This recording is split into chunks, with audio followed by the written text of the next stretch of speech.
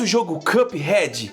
Se você não conhece, você é um cara de sorte, você não sabe o que é passar raiva jogando esse jogo. Mas hoje a gente vai conhecer como ele foi feito. Hoje eles fizeram isso sem saber animar. A origem de Cuphead, episódio 1 do canal Save Manual. Você acha que o seu comentário passa desapercebido aqui? Tudo bem que você indicou para eu assistir sobre Celeste, mas eu vou assistir eu quero saber como foi feito o Cuphead. Eu espero que você que não sabe nada de Cuphead, fique até o final do vídeo e vamos conhecer junto como foi feito esse jogo que, desculpa as palavras, ele é incrível, por mais que seja um inferno de difícil, é um jogo incrível. Então você já sabe o que fazer. Se não sabe, lá no final do vídeo que eu vou explicar pra você. Vamos lá, Save Manual, canal novo aqui no canal, conteúdo diferente, é de games, mas é história, é conhecimento, é Bruno Medusa, rapaz, porque café, janta confusa, é com Bruno Medusa. Vamos lá, mano. Esse bordão cada vez melhor. E antes de nossos protagonistas Vamos lá, pera aí que o jogo foi na frente, vamos lá. A história de Cuphead começa em 1930, bem antes de nossos protagonistas nascerem. Nessa época, o mundo estava sofrendo grandes mudanças. Destaque foi um evento conhecido como a Grande Depressão. Uma crise econômica que deixou uma galera desempregada e fez com que várias empresas entrassem em falência. Cara, já vou dar palma pros caras, que já estão fazendo um contexto histórico absurdo, tá? Eu sempre tive dúvidas sobre essa época da depressão dos Estados Unidos, tal, bibibi, bababá. Eu não fui muito a fundo, assim, em história dos Estados Unidos, ok? Estudei na faculdade, estudei um monte de coisa, mas esse vídeo vai ser... Tô curtindo a ideia, gostei. Talvez pode virar um canal legal aqui pra gente ficar reagindo. No meio desse caos todo, surgiu um estúdio de animação feito por dois irmãos, Max Fleischer e Dave Fleischer. Juntos, eles criaram os Estúdios Fleischer. Talvez você já tenha visto esse palhaço dançando. Esse é Coco, o palhaço. Ele foi o primeiro personagem na história do mundo a ser animado com a técnica conhecida como rotoscopia. Eu sei o que é rotoscopia. Pra falar a verdade, a rotoscopia... mano, que da hora! Estamos de volta com o nosso... Momento Cultura! Mano, eu sei que, tipo assim, o cara provavelmente vai explicar pra você o que é rotoscopia, mas eu vou falar pra você. Rotoscopia é uma técnica que eu usei bastante quando eu trabalhava com motion graphics. Motion graphics é as animaçãozinhas das coisas, tal, eita, bibibi, bababá. E quando falavam pra mim, Bruno, você tem que fazer a rotoscopia, cara, eu chorava, porque rotoscopia é o seguinte. Imagine aqui, ó, tô com a camiseta do Zoro aqui, e eu não posso fazer a propaganda do One Piece no meu vídeo, então eu tenho que fazer uma rotoscopia dessa imagem. Então eu vou lá no After Effects, eu faço um quadrado aqui e tiro o Zoro, tá? Deixo toda verde a camiseta, ok? Só que eu não fico parado, eu faço aqui. E aí eu tenho que ir no próximo frame jogar essa máscara que a gente fez, colocar pro lado, e colocar pro lado, e colocar... Cara, é um trabalho absurdo. Agora imagine você animar um personagem de rotoscopia. Caraca! Momento Cultura! Estamos de volta às raízes do canal. Personagem na história do mundo a ser animado com a técnica conhecida como rotoscopia. Esse palhaço era, na verdade, Dave, o irmão de Max, vestido de palhaço. Max gravou filmagens de seu irmão de palhaço e desenhou por cima, o que fez surgir esse desenho estranhamente realista e com movimentos bem marcantes. Essa técnica de movimentos marcantes, se você for ver, tá tipo assim, não... Tá faltando frame, tá ligado? Nossa, cara, como eu tô ficando feliz animando isso aqui, porque eu tô falando uma linguagem que eu sei. Não é igual React Minecraft que eu não sei nada. Tá faltando frame, não tá fluido, entendeu? Por exemplo, aqui, você tá vendo o meu frame aqui, ó, você tá vendo eu me mexendo aqui, ó. Tá da hora. É porque eu tô usando a 60 frames por segundo, então tá mais próximo da realidade do olho humano. Se eu desço pra 30 frames, é uma imagem um pouco mais travada. Se eu vou pra 24 frames, vai já pra linguagem de cinema, que é um pouco mais classudo, entendeu? Copia expandiu a mente dos artistas que, eventualmente, criaram outros personagens e desenhos marcantes, como Betty Boop, Popeye. Nessa mesma época, a Disney também estava desenvolvendo suas animações. Seu personagem mais famoso, Mickey, veio um pouco antes, em 1928, no desenho Steamboat Willie. Contudo, a Disney focava em fazer desenhos mais infantis, com foco em mundos mais coloridos, fofinhos e com humor mais leve. Já os irmãos Fleischer apostavam em um público mais adulto, urbano, e tentavam refletir refletir o caos e a Grande Depressão da época com um humor mais ácido. Mas não só isso, por terem inventado a técnica da rotoscopia... Procurem a história do Walt Disney. Cara, maluco é brabo, viu? Maluco é brabo. Vai tirando o Walt Disney. Eles se utilizavam de movimentos realistas em cenários surrealistas, o que dava essa cara de desenho bizarro antigo dos anos 1930. Enquanto a Disney mostrava aventuras leves do Mickey, os Fleischer iam pra um lado bem mais sombrio e adulto. No desenho Bimbo's Initiation, por exemplo, o personagem tinha de fugir de uma seita, sem falar na Betty Boop, né, um cachorro que depois vira uma mulher provocativa e sensual. Isso eu já não sabia. Você sabia? Como é, amigo? E tinha até um pouquinho de violência também no desenho do Popeye. Agora me fala, qual estúdio influenciou os protagonistas da história de Cuphead? Pera, quem são mesmo os nossos protagonistas?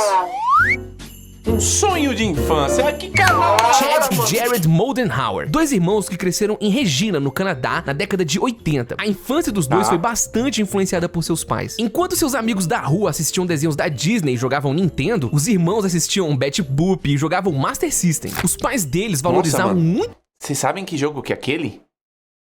Ah, vai falar que você não sabe que jogo que é aquele. Alex Kidd, mano.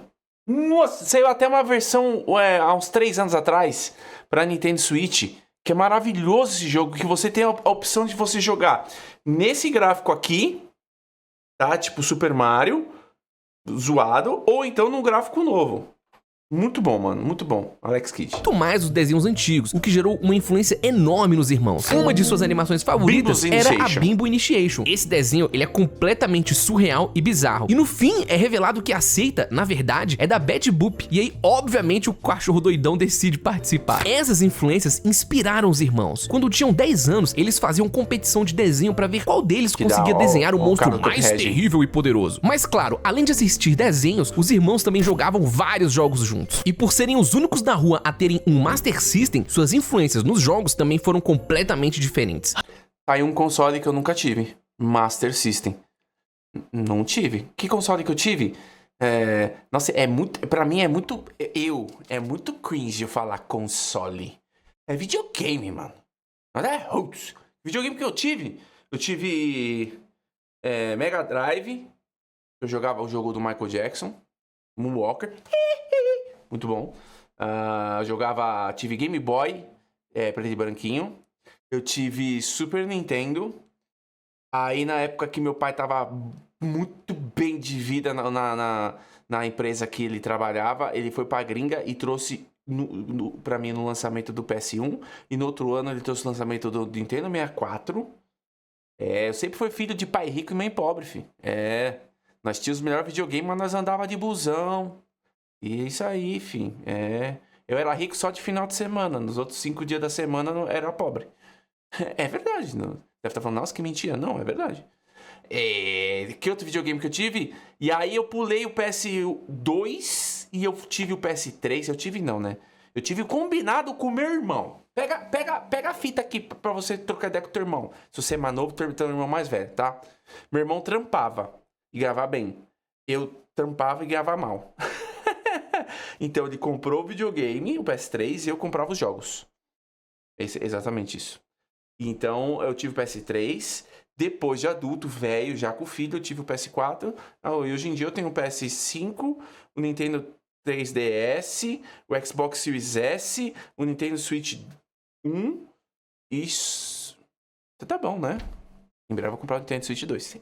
Rapaziada. Rampage, Alex Kidd e Phantasy Star eram alguns de seus jogos favoritos. Do Master System, eles aos poucos migraram para o Mega Drive, sempre priorizando jogos cooperativos. E um dos jogos que mais influenciou os irmãos foi Gunstar Heroes. Não conheço. Desenvolvido pela Treasure e publicado pela Sega, Gunstar Heroes é um jogo do gênero Run and Gun, um tipo de jogo onde o foco é, como o nome já diz, correr e atirar. Jogos assim são marcados por tipo Metal Slug, mano. Se você nunca jogou Metal Slug, Slug, pelo amor de Deus, cara. Jogue Metal Slug. Ter muita ação, movimentação constante e o fator favorito dos irmãos, lutas contra chefes. Esse gênero tinha um lugar especial no coração dos irmãos, porque eram jogos em que os dois podiam jogar ao mesmo tempo, enfrentando juntos inimigos e chefes. O Contra também influenciou muito os irmãos, tal como Metal Slug. Juntos, eles se desafiavam e brincavam com tudo que a imaginação permitia. Chad construía castelos com bonecos de soldado e seu irmão tentava acertar eles de longe. Cara, e assim foi a infância dos irmãos Chad e Jared Moldenhauer, cercados por desenhos esquisitos, brincadeiras que inventavam e jogos de ação. Os irmãos fizeram uma promessa de que juntos eles fariam seu próprio jogo de videogame. Cara, e só um PS aqui, tá? Vamos bater palma pro editor aí do Save Manual, cara. E pro cara que tá fazendo a locução, tá?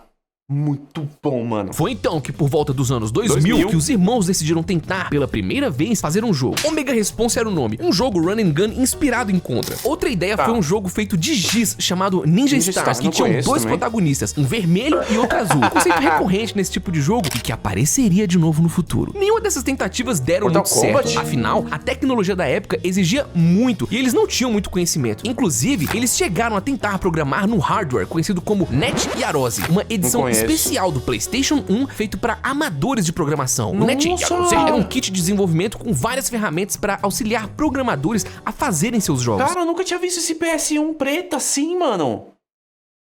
Caraca, que da hora! Dá até pra eu forçar e dizer que foi aqui que surgiu um dos primeiros grandes incentivos para desenvolvedores indies de consoles. Não dava pra vender os jogos desenvolvidos nesse kit, mas ele ajudou a plantar uma das primeiras sementes da cultura de jogos independentes na cena de consoles, anos e anos antes de existir Steam, Xbox Live Arcade ou até mesmo o itch.io. Sem conseguir ganhar lucro e sem conhecimento real em como fazer jogos, a vida foi passando e os irmãos Chad e Jared Moldenhauer deixaram um pouco o sonho de fazer um jogo de lado. E pra completar, a vida adulta começava a bater na porta, então eles acabaram se separando. Chad se mudou de Regina pra Oakville, Ontário, no Canadá também, só que lá do outro lado, e passou a trabalhar como web designer. Durante esse período, ele acabou fundando sua própria agência de publicidade. Já o Jared, ele... Cara, você vê que na época, assim, tava no auge da internet, onde você, tipo, cara, pra você se destacar no mercado, você tinha que saber fazer site, mano. Hoje em dia você faz no WordPress um site ridículo de lindo, sabe? Permaneceu em Regina, sua cidade natal, trabalhando como operário na empresa de construção civil do seu pai. E olha, apesar de estar em pontas diferentes do país, eles se falavam praticamente todos os dias por telefone. O sonho dos irmãos de criar um jogo próprio parecia ter virado só uma daquelas conversas de infância, guardadas junto com as fitas VHS de desenhos antigos. Hoje em dia, falar de jogos indies é até comum, mas lá nos anos 90, o bagulho era bem diferente. O mais próximo que existia de uma cena independente era um negócio chamado shareware, jogos de PC onde você recebia uma versão de demonstração grátis e, se curtisse, podia comprar o jogo completo. Foi assim que clássicos como Doom e Wolfenstein 3D... Doom, mano! Doom! Eu jogava Doom no disquete! Sou velho, mano. Já falei pra vocês. Eu sou um velho de alma jovem. Doom. Vai lá. Você que é jovem, gosta de emulador, baixa Doom 2. Faz esse teste pra mim, tá? Você vai lá, começa o jogo e digita isso aqui, ó. IDDQD. E me fala o que aconteceu. Mas eu vou falar pra você o que acontece. Você fica com a vida infinita. Imortal. O bonequinho do meio fica com o olho amarelo. Aí, filho, você vai nos boss só na faquinha, mano. Falharam, mas até pra essa época era difícil. Afinal, não era todo mundo que programava e a chance de fazer algo pra videogames era ainda menor. Os irmãos até tentaram alguma coisinha com o NET Yaroze, mas nada que tenha realmente ido pra frente. Então, em 2005, a Microsoft lança seu novo console, o Xbox 360. E com o novo videogame, a Microsoft fez um relançamento de um dos seus serviços, o Xbox Live Arcade. Você conectava seu videogame na internet e poderia baixar demos de alguns jogos ou até mesmo comprar jogos menores. Contudo, lá pra 2008, a Xbox tinha um evento chamado de O Verão do Arcade na Xbox Live. Durante esse período, eles promoviam alguns jogos menores e, pela primeira vez, jogos indies. Logo na primeira edição do evento, eles promoveram Geometry Wars, Bionic Command e o que viria a ser um dos indies mais famosos da época, Castle Crashers e Braid. Caramba, Braid mano. recebeu uma atenção absurda do público. Afinal, foi um jogo desenvolvido por 2 pessoas. Com o sucesso do programa de incentivo do Xbox e de jogos indies como Braid, outros desenvolvedores começaram a surgir. E foi essa época que ficou conhecido como explosão dos jogos indies. Mano, falando em jogo desenvolvido por poucas pessoas, tem um jogo que eu zerei lá no meu canal de games, que tem ainda, tá lá, tá aí, tá parado, mas tá aí, que eu comecei a saga Minecraft lá, parei, eu queria manter esse canal como um canal pra gente ficar zerando o jogo, mas tô sem tempo, porque eu tenho um monte de coisa, e esse canal aqui é meu xodó, meu principal, mas é o seguinte, tem um jogo chamado Bright Memory Infinite, tem o 1 e o 2, tá, dá uma olhada, vai lá na Steam, um jogo baratinho, tem uns gráficos absurdos, jogo curtinho, mas é desenvolvido por uma única pessoa. Bright Memory Infinite, mano. Joguem. Depois de Braid, a Xbox Live Arcade recebeu jogos como Fez, Limbo e antes de continuar, uma licença poética aqui porque eu sou fã, tá?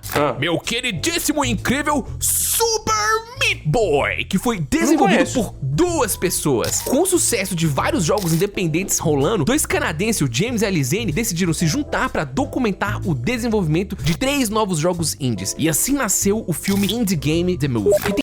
Cara, que da hora, mano. Tem na Steam esse negócio? Oh, será que da hora, mano? Será que vale a pena a gente reagir aqui? E só um PS, tá? Espero muito que eu não tenha que remover a trilha desse vídeo. Você sabe, né? A gente tem um canal monetizado. E se eu tomo copy desse vídeo, eu não monetizo o vídeo. É chato, né? E a gente precisa ganhar o dinheirinho pra trazer mais vídeo, né? E disponível na Steam pra você assistir. Esse documentário é sensacional porque ele captura os altos e baixos de desenvolvedores correndo atrás de seu sonho de lançar um jogo de forma independente. O documentário mostra o trajeto do desenvolvimento de Super Meat Boy, Fez e Braid. Eu particularmente gosto muito desse documentário porque dá pra ver o lado mais humano e sensível desses desenvolvedores. E eu gosto ainda mais porque o Edmund Macmillan, desenvolvedor de The Binding of Isaac, é o mesmo cara que criou o Super Meat Boy. Então ver como foi a loucura dele pra desenvolver esse jogo foi incrível. O filme foi muito bem recebido e deixou claro a dificuldade de desenvolver um jogo de forma independente. E do outro lado da tela, a vida de 2 pessoas foi completamente mudada por causa desse filme. Sabe o que é da hora desses caras que faz jogo indie? Que, mano, os malucos têm pouco aporte financeiro, equipe enxuta demais, que nem 2 pessoas, 3 pessoas, e aí eles lançam um jogo incrível e vendem na Steam por R$10. Onde tá o lucro? Você pensa, né? Cara, se o jogo é incrível, por exemplo, vamos lá, um jogo indie incrível, na minha opinião. Provavelmente você que aí que só joga Minecraft, pelo amor de Deus, cara, só joga Minecraft, velho. Existe um monte de jogo bom aí, mano. Joga Hades, velho. Hades, baratinho. Jogo incrível, do tipo roguelike, que você faz as suas runs. É um jogo procedural. Você tá falando, caramba, Bruno, você manja de um monte de coisa. Fih, você acha que eu não sei das coisas não, rapaz? Você aqui vai lá no meio dos anos pra você ver quanta coisa tem de jogo, mano. Aqui é porque vocês acham que eu não sei nada, porque eu tô reagindo a Minecraft e falo, nossa, que velho, não sabe nada de Minecraft. Fala pra mim de outro jogo, que aí nós desenrola o papo. Mas ó, você pode jogar Binding of Isaac, que é barato. Hades, que é barato. Tem um brasileiro que é muito louco, que chama Cuckoos and the Lost Pets. Tem zerado no outro canal, baratinho. Muito bom esse jogo. Muito bom esse jogo. Pra quem gosta de jogo tipo Mario 64, Banjo-Kazooie. Vem com o papai aqui, rapaz. Chad e Jared Moldenhauer. Numa entrevista, Chad disse que foi por causa desse filme, por causa da história de Super Meat Boy, que ele e o irmão decidiram começar um jogo. E assim, os irmãos, inspirados por essas histórias, decidiram criar seu próprio estúdio, o estúdio MDHR, que claro, leva o sobrenome deles, Moldenhauer. Legal.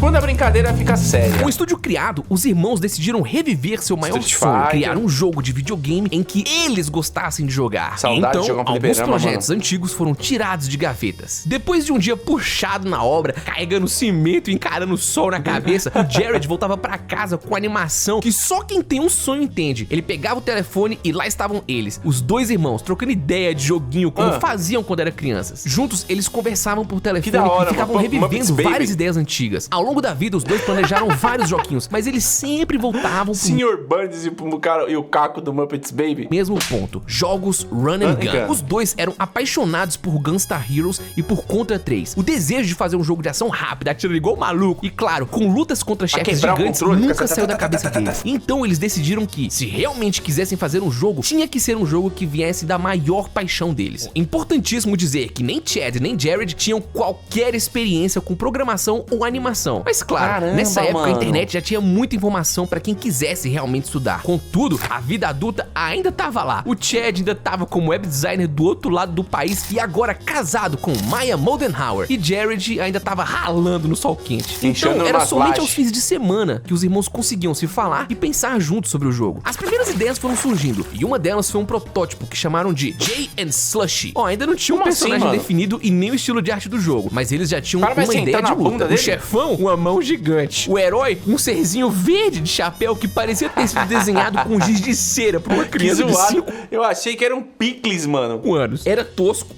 Era simples, mas já dava pra ver ali a paixão dos dois por chefões malucos e jogabilidade desafiadora. A prioridade de Chad e Jared desde o início foi a gameplay. De 2012 até o início de 2013, os irmãos surgiram com várias ideias. Eles chegaram até a definir um formato. Ó, nada de níveis longos nem enrolação. Seria só o jogador e 8 chefes pra enfrentar. Um verdadeiro boss rush no melhor estilo Mega Man. O nome seria... Tá aí, ó, Mega Man X4. Jogue, melhor Mega Man que existe na face da Terra.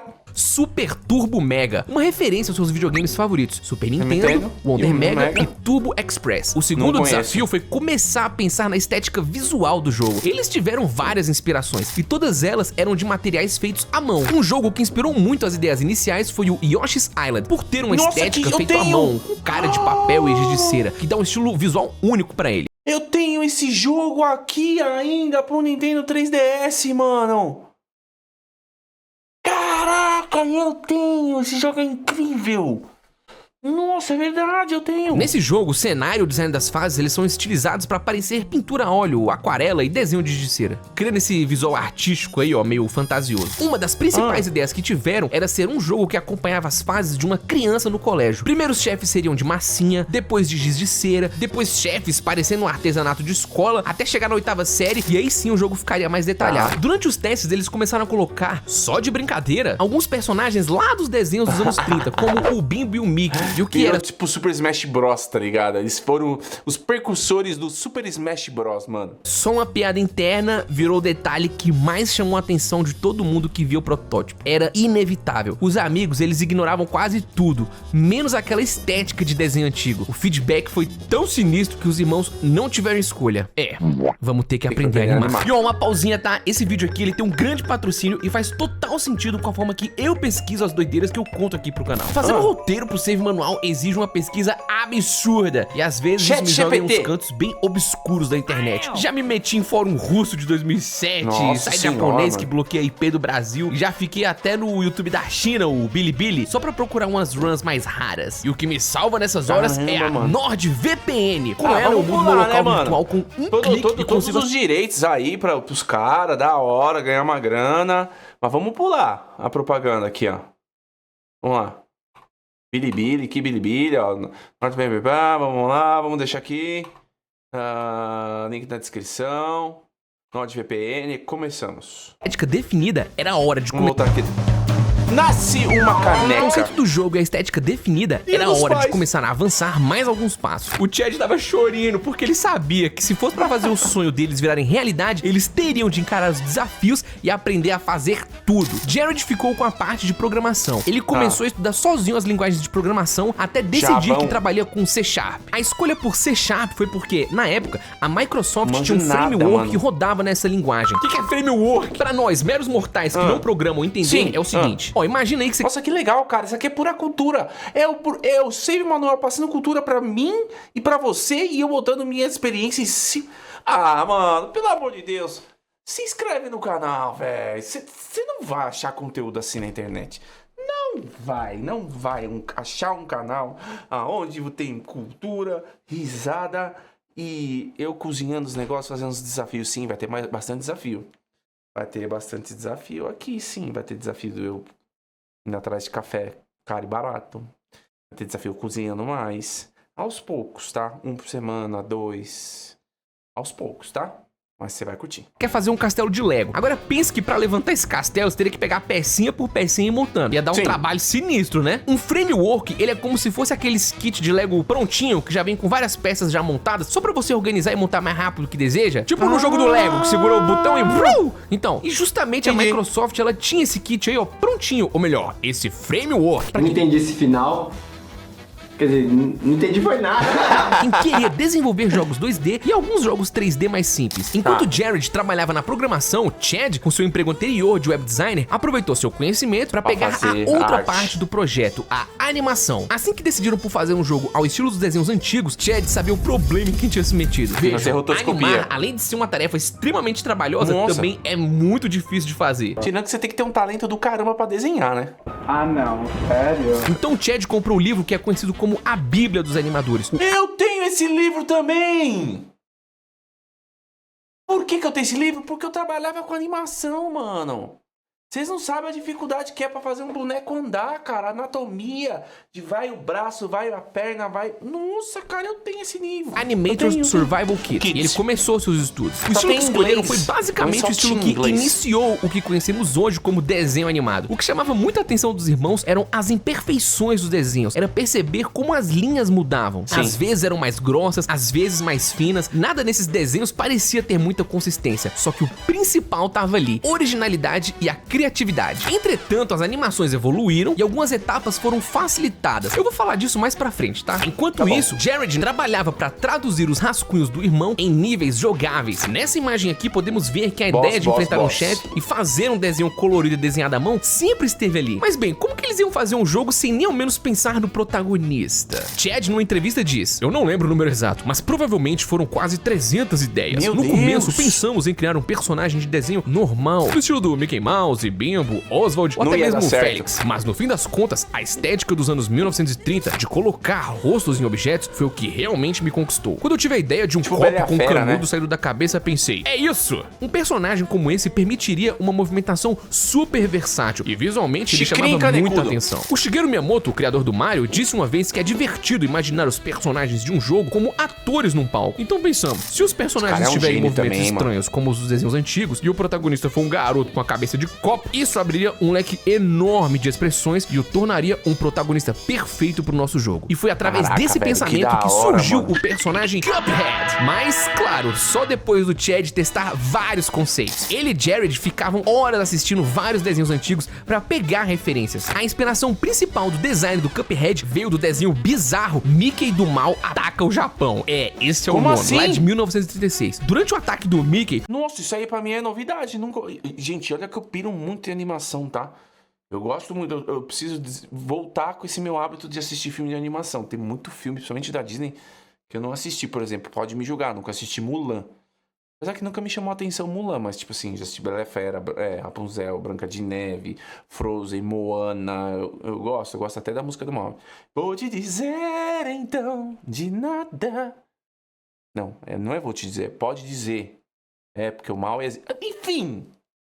Mas eu não sabia dessa animação do Mickey do mal. Um personagem com um canudo na cabeça do nada se transforma num tanque de guerra. E aí veio a ideia. Os irmãos queriam fugir o máximo que podiam do conceito de animais. Afinal, esse era o estilo mais usado para desenho antigo. Então transformar um objeto em um personagem foi o ponto central. E claro, né, eles também queriam manter o visual de luvas e botas presente nos personagens antigos. Já a personalidade do Cuphead veio à medida que eles foram refinando o conceito. Eles diziam: Cuphead tem uma autoconfiança e uma sede de aventura tão grande que às vezes ele pode parecer meio malandro ou se meter em encrencas, mas no fundo a gente sempre enxergou ele como um personagem de bom coração, que quer fazer o certo, mano. Só que com a tendência de pular de cabeça nas coisas antes de pensar nas consequências. Sabe o que eu faço quando não tenho certeza? Eu chuto o balde!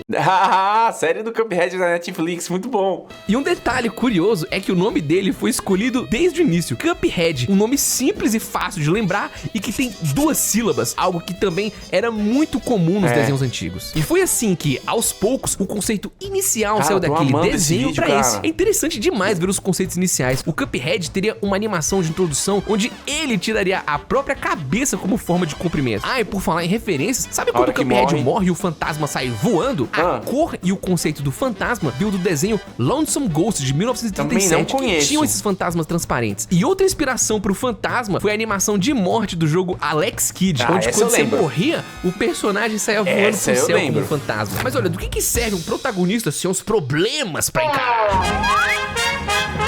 Guppy Le Grande. Um dos primeiros chefes a ser desenhado foi o Guppy Le Grande, a bolota azul. Esse foi um dos chefes que mais passou por mudanças no design, mas acabou que a primeira versão dele é também a versão que foi pro jogo final. E o curioso é saber que foi o próprio Chad que animou boa parte dos golpes da bola azul. A ideia desse chefe veio de dois lugares. Pro rosto, ele fez uma alusão ao desenho Terra dos Balões, de 1935. Nossa, gente, dá pra reparar bem que a cara da bola azul parece muito com os desenhos aí, ó, desses balões. Além deles, Chad gostava demais do jogo Dragon Quest, então ele sentiu que o primeiro inimigo de uma Hoje tem Dragon Quest até Dragon Quest 98. Grande aventura teria de ser uma referência aos slimes azuis do jogo. Por isso que a bola azul, ela tem essa pontinha aqui na cabeça. Outra homenagem que veio já na etapa avançada do desenvolvimento foi do jogo A Boy and His Blob, de Nintendinho, onde tinha um garoto que jogava uma jujuba pro seu blob e Nossa, gente, agora eu vou ficar feliz no que eu vou falar, tá? Não parece a animaçãozinha do FNAF? Na hora que aparece os minigame?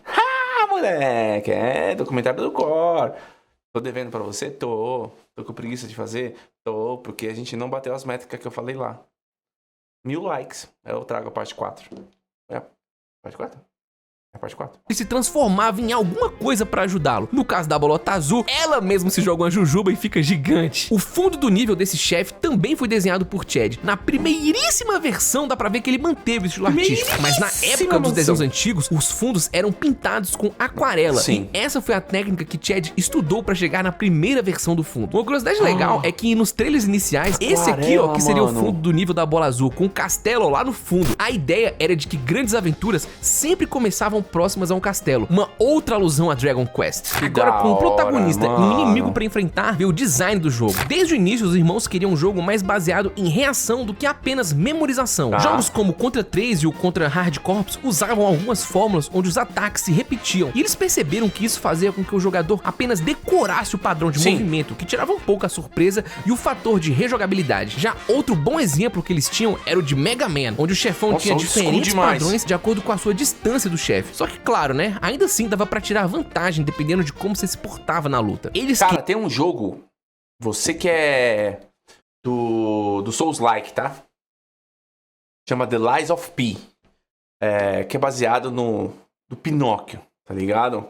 Falaram pra mim que, por exemplo, Elden Ring, qual outro jogo também Souls-like famoso demais, Elden Ring. Tem até também o Kong, que é novo. Mano, esqueci, mano. Demon Souls, Dark Souls, tudo esses... Tem um padrão de golpe, sabe? Por exemplo, eu já fiz um manual como matar o primeiro boss do Elden Ring, que é o Godric, que tem um padrão. Você bate nele, tem a segunda forma, você foge do fogo, fica atrás... Ok, não vou explicar como mata ele, tá? Mas nesse jogo The Lies of P... Não, não é The Lies, é Lies of P... Tem uma IA que percebe que você já entendeu o padrão de movimento do boss e ele muda no meio da batalha. Se isso for verídico, cara, Souls-like já é impossível. Se eles começarem a colocar essa IA no meio dos games, cara, vai ser impossível você zerar um Souls-like. Principalmente eu que tenho uma habilidade questionável em games. Queriam uma mistura boa de fator aleatório com reações. Um dos jogos que o Jared comenta que era muito difícil por ter um padrão aleatório altíssimo é o Holy Diver de NES, onde, independente das suas ações, o azar podia simplesmente acabar com a sua tentativa. Além dos personagens e o design de como seria a luta, eles também já começaram a trabalhar em como o jogador escolheria o chefe que irá enfrentar. Inicialmente, o jogo teria uma tela de escolha, tal como as de Mega Man. Só que para testar alguns conceitos, eles decidiram fazer um mapa pro jogo. O Cuphead, ele teve vários mapas provisórios. Eles testavam mecânicas e construíam versões para demonstrações em eventos. Os testes todos ajudaram eles a transmitir a experiência que queriam. Um mapa bonito e com um visual especial bem pequenininho, como o do Super Mario World, mas que também tivesse uma sensação de liberdade e mistério presente presente nos jogos de RPG japonês. Cada vez mais os irmãos ficavam felizes e animados com o que estavam construindo. A violência brincalhona era um tema central nos desenhos, e isso acabou encaixando direitinho com a proposta de um jogo de ação como Cuphead. Eles decidiram se manter fiéis à produção, logo, todos os personagens que viriam a ser feitos foram desenhados e finalizados na mão, enquanto os cenários foram pintados em aquarela. Ou até as poeiras que aparecem, esses ruídos de tela aí, ó, foram feitos a partir de scans de filmes antigos e não criados de forma digital. Com o escopo inicial completo, o jogo tava tomando forma. Um fato da hora e pouco conhecido é que uma das primeiras aparições de Cuphead foi, na verdade, como um personagem convidado de outro jogo indie chamado Cook Serve Delicious, lançado em 2012. Ele aparece disponível como um dos personagens pra escolher. Na real, que esse jogo ele fez uma colaboração com vários indies que estavam surgindo na época. Com tudo isso acontecendo, os irmãos mal conseguiam acreditar no quanto o projeto tinha avançado. O que antes era só uma ideia maluca rabiscada no papel, agora estava começando a ganhar vida com cada linha de código, cada frame de animação e cada teste no mapa. Então, com o protótipo praticamente pronto, chegou a hora de mostrar ao mundo o que Chad e Jared vinham trabalhando em seu tempo livre desde quando decidiram pôr o pé na frente. E foi em 25 de outubro de 2013 que tudo mudou. 12 anos atrás, mano, quase. O primeiro trailer. O que você vai ver agora foi a primeiríssima vez que Cuphead apareceu pro mundo. Logo de cara dá pra perceber que eles queriam aquele visual antigo. Run and gun fighting game hybrid, hand drawn and inked in the 30s style. Caralho, jogo híbrido. Digo de propósito, linhas pretas mais grossas e um leve desfoque de cor, pra dar a impressão que você estava jogando numa TV velha. Xbox, e a primeira mensagem no que aparece no PC. trailer já deixava claro o trunfo deles. Desenhado e finalizado à mão no estilo dos anos 1930. Os irmãos sabiam que esse era o grande diferencial. Sim. A primeira cena mostrava um trecho de tutorial, que nunca chegou no jogo final. E olha só, existe até uma teoria de que o jogo talvez fosse ser lançado pro Xbox 360. E por quê? Porque nesse tutorial aqui, ó, o controle que aparece é justamente o do 360. E logo depois já temos a primeira luta. Mas nessa época já tinha o One, não tinha? 2012?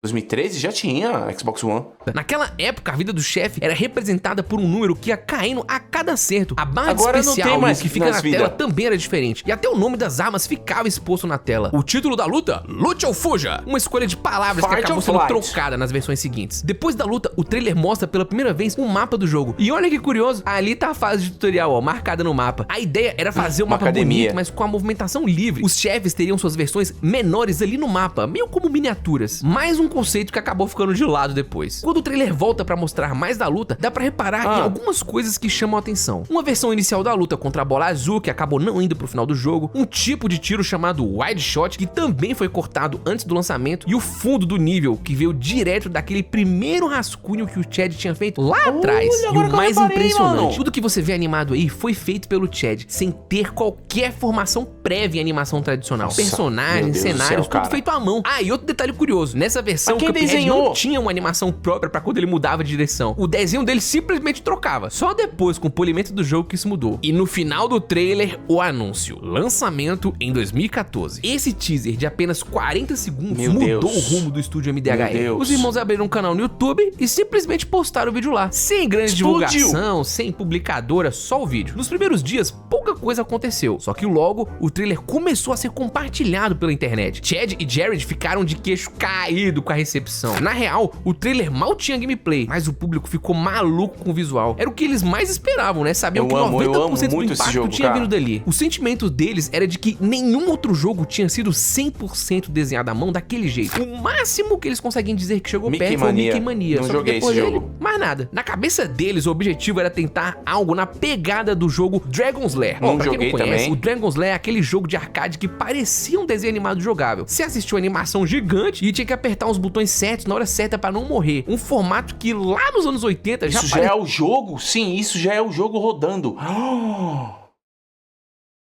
Que genial, mano. Em pleno 2025 eu tô achando genial, um jogo muito velho. Isso é uma coisa de outro mundo. Pra época, aquilo ali era o jogo interativo cinematográfico. E os É. irmãos, eles queriam pegar esse espírito de algo visualmente impressionante. Só que agora no jogo de ação com vários chefões. Só que, né, os caras mal tinham tempo e muito menos dinheiro. Meses depois, alguém compartilhou esse trailer no NeoGAF. Ó, pra quem não conhece, na época o NeoGAF conheço. era o fórum mais influente da internet quando o assunto era videogame. Lá fora era gigantesco desde 2004. Aqui no Brasil, acho que pouca gente conhecia, né? Só que se seu jogo bombar carimbaço no NeoGAF, é como se tivesse saído no jornal. E graças ao fórum, o número de pessoas sabendo da existência de Cuphead... Espero que venha um filtro preto e branco, olha que da hora. Cresceu ainda mais. E foi aí que entrou um nome chave na história. Alexis Garavarian. Na época, ele era funcionário da Microsoft, responsável pelo programa ID Xbox. Pra te contextualizar, o ID Xbox tinha sido criado em 2013 para ajudar desenvolvedores independentes a lançarem seus jogos nas plataformas Xbox e Windows. O Alexis viu o trailer e ficou de cara com o visual e decidiu, eu tenho que falar com esses caras. Enquanto isso, no Canadá, o Chad e o Jared estavam só curtindo o Natal de 2013. E com a novidade pessoal na família, Chad e Maya Moldenhauer acabaram de ter uma filha. E aí, no meio do Natal, toca o telefone. Mentira. Eles não sabiam ainda, mas aquela ligação mudaria tudo. Não, no próximo episódio não. Mas é isso, galera. Tive que dividir porque o vídeo ficou muito grande. Mas próximo episódio, o que foi essa ligação? Mais referências e segredos ocultos e secretos. E o Mugman? Como é que surgiu o Mugman? Então, pra você... Opa, pera aí. Olha isso aqui. 7 de julho, hein? Fica atento. Pra você não perder o progresso nesse documentário. E no canal faz o save, mano! Gente, eu não conheci esse canal, Save Manual, tá? Indicação de vocês. Quer ver a continuação? Eu quero ver a continuação, mas eu só vou assistir se você pedir muito, se você tancar. Vamos lá, mano, pelo menos 600 likes nesse vídeo. Eu sei que você consegue, eu sei que você tá curioso, porque você também é do mundo dos games, né, mano? Tá vendo esses dois vídeos aqui do lado, mano? Escolhe um deles. Pelo menos um eu tenho certeza que você vai assistir do começo ao fim. Traz um amigo também, tá bom? Deixa o like e hype. Nossa, quanta coisa eu tô pedindo. Mas eu falei pra você no começo do vídeo que tinha muita coisa que se você não soubesse, eu tenho que te explicar, né, mano, o que você tem que fazer. Eu sou o Bruno, mano. E aí eu tô muito curioso pra saber como que foi feito Cuphead.